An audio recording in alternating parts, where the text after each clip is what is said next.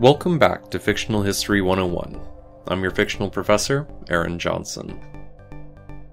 It's been a little while since our last class, so I'd like to go over just a short Q&A, and we'll go back into a more regular schedule starting at the beginning of the year.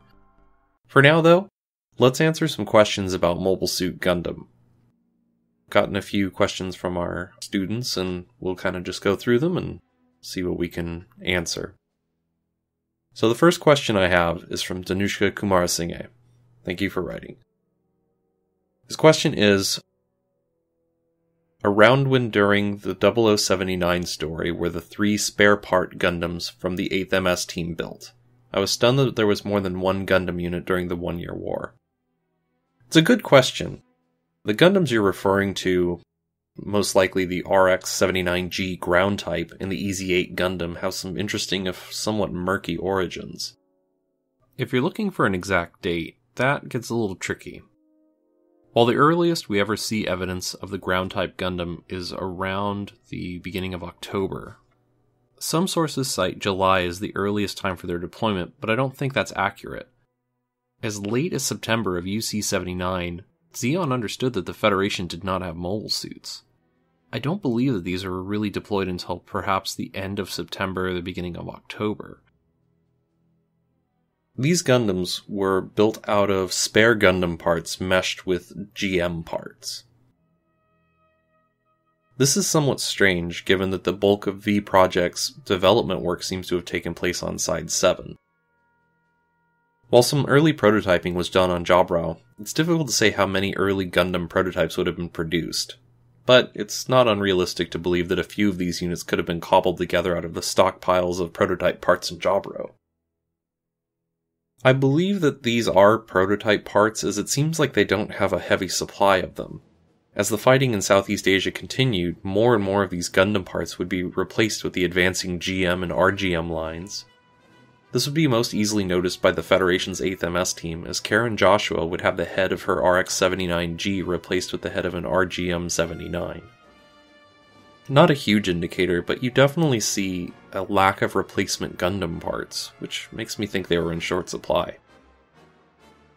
As for there only being one Gundam during the 1-year war, there were always more sources claiming to show additional Gundams in the 1-year war. How accurate these are is always up for debate, but for an extremely quick rundown, there's the RX-78XX Pixie from Cross Dimension, the FA-78 Gundam Full Armor type in Gundam Thunderbolt, the FA-78-2 Heavy Armor shown in Mobile Suit Variation, Blue Destiny Units 2 and 3 as shown in Blue Destiny, the Gundam Alex as shown in War in the Pocket, and the RX-78-6 Mudrock Gundam as seen in Zeonic Front. My personal take is that many of these units were high-performance prototypes. They were more proof of concept rather than intending to be a mainline unit. Much like the Gundam, they were found to be too expensive and likely discontinued afterwards, which would explain why we never see them again. Units like the Blue Destiny had extremely specific purposes, while models such as the Mudrock and Alex would only see single units produced towards the end of the war, which further makes me believe these were prototype units. It seems that the Federation was experimenting with other branches of Gundam development towards the end of the war, before all these differing lines were tied together into the Gundam Development Project. Thanks for your question, that was a good one. I have another question here from Millie Maxwell. Does the series ever explain how the Zero system, or any of the new type Psychic Gundam abilities work? So, this goes into a little bit of a larger question about Gundam as a franchise. Now, the Zero system in particular is from Gundam Wing. The Zero system works by interfacing the computer on board the mobile suit with the pilot's brain.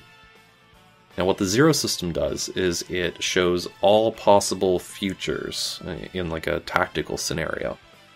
So the idea is that way the pilot can react instantly to threats that haven't even happened, much like new type abilities in the Universal Sentry would operate. This works differently for every series. There are about as many different types of new type abilities as there are Gundam timelines. While they all differ somewhat, typically it's described as an individual having access to a part of their brain that's not commonly used. In the Universal Century and in the AD timeline, which is where 00 is from, this is seen as a sort of human adaptation to the distances of space and gaining a heightened spatial awareness while there. In the end, though, all of the series have somewhat similar ideas about these psychic abilities. They exist, they come either naturally or unnaturally, and they grant a host of superhuman abilities and reaction speeds. That's another good question. Thank you for asking. We have another question from Danushka Kumarasinghe. Why was Ramba Ral okay with working for Zeon when the Zabi family killed his dad? I believe what it comes down to is Ramba Ral didn't see a better alternative. In the coming war, there was going to be two sides. There was going to be the Earth Federation, which was widely despised by most people in space. And then there was the Zabi family and Zeon, which was feared by those on Earth. Ramba Ral really didn't have an option. This was going to be his best chance to realize the ideals of Zeon Zum Daikun. While the Zabis were corrupt and killed his father, they were really the best chance he had for space independence. You can see that he believed in this until the end, when fighting on Earth against the White Base and their crew, he chooses suicide over being captured. He was unwilling to do anything to aid the Federation. In the end, Ramba Ral's loyalty was to the ideals of Zeon and a free and independent space. Thanks for that question. It's interesting to consider some of the mindsets of characters in Gundam, as they typically aren't black and white. Ramba Ral has a little bit of a wrinkle to him. Many of the characters are very flawed. There's very few people that you can unequivocally say are villains, outside of people like Gear and Zabi. A general question that I've seen is, could Zeon have won the war? I believe that they could have. However, the longer that they fought against the Earth Federation, the lower their chances of winning were. The best chance they had to win was at the onset of the war. When the 1-year war started, Zeon had an advantage in terms of mobile suits. They had the element of surprise. They had new and terrifying tactics in the form of colony nerve gassings and colony drops. Zeon terrified the Federation. They defeated them at every turn to start and pushed them back until they were holed up in small portions of the Earth and on scattered satellites around it. However, as the war went on, the Earth Federation adapted. They developed mobile suits. They came up with new forms of fighting. They rallied their forces that were scattered across Earth and space. And they came back and slowly ground Zeon down. I think what really contributed to this was the Earth had a massive stockpile of resources and manufacturing capabilities, whereas Zeon didn't. The reason they were so successful during the early parts of the 1-year war was they had already stockpiled and prepared for it, while the Earth Federation had been sitting complacent. When Zeon came in with their highly advanced weapons, they just destroyed Federation resistance. The Federation wasn't even remotely prepared for it. However, there wasn't anything to follow it up. Even with Zeon taking control of most of the Earth, they didn't have the means to actually hold it. Once Operation Odessa began, there was really the beginning of the end for Zeon. It's important to consider that while Zeon was able to push the Earth all the way down to just scattered forces, they weren't able to break them. However, when the Earth Federation counterattacked, they only really had 3 major successes.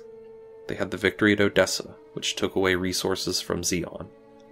They had the victory at Solomon, which killed one of Zeon's main generals, Dozal Zabi, and also deprived them of one of their advantageous points in space. And then their final defeat at Abawaku, which resulted in the destruction of the Zabi family and collapse of the Zeon military structure.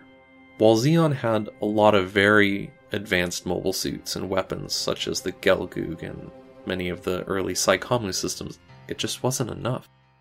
the Earth Federation drowned them in GMs and Salamis-class cruisers.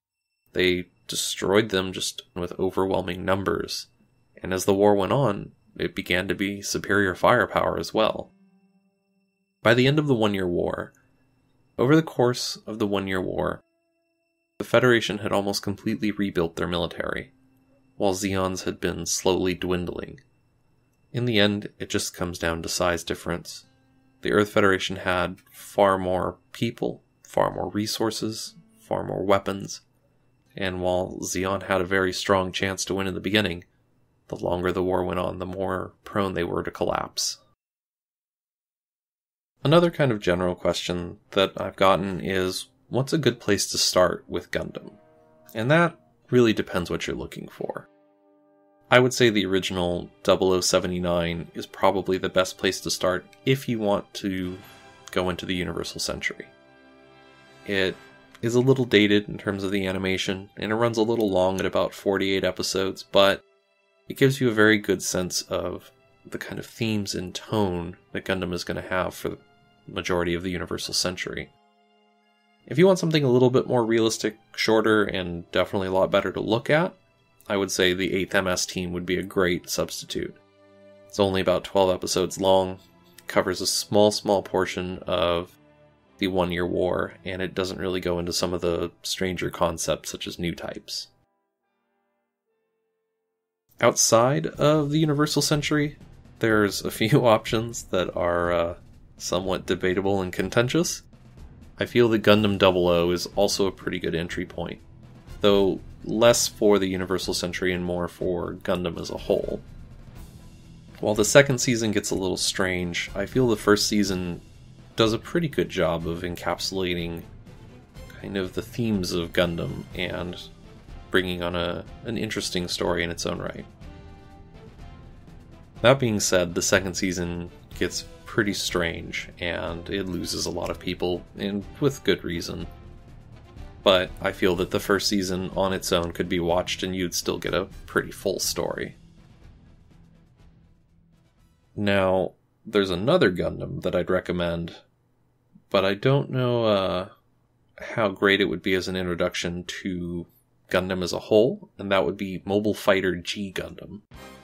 And that's just more because it is completely over-the-top ridiculous. It is eschewing the typical Gundam war story for a giant robot martial arts tournament for control of the world, which is about as silly as it sounds, but it is a pretty enjoyable ride, and if you can get past the absolutely ridiculous mobile suit designs, it can be a very entertaining show.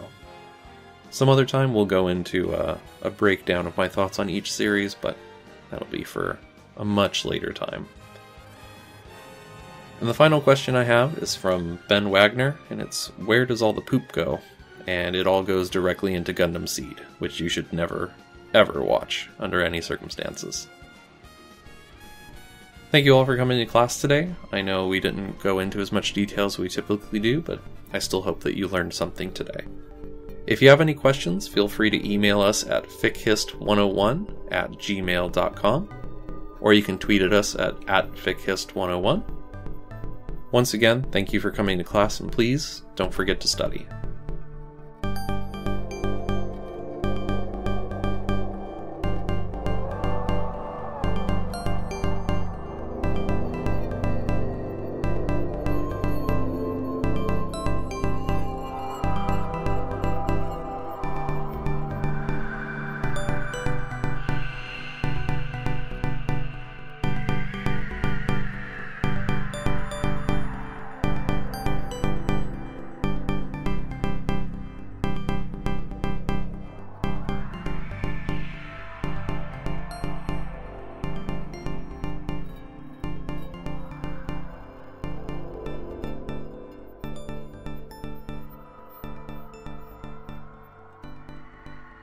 The intro and outro music for this class is Labyrinth by Enrico Altavia, courtesy of freesoundtrackmusic.com.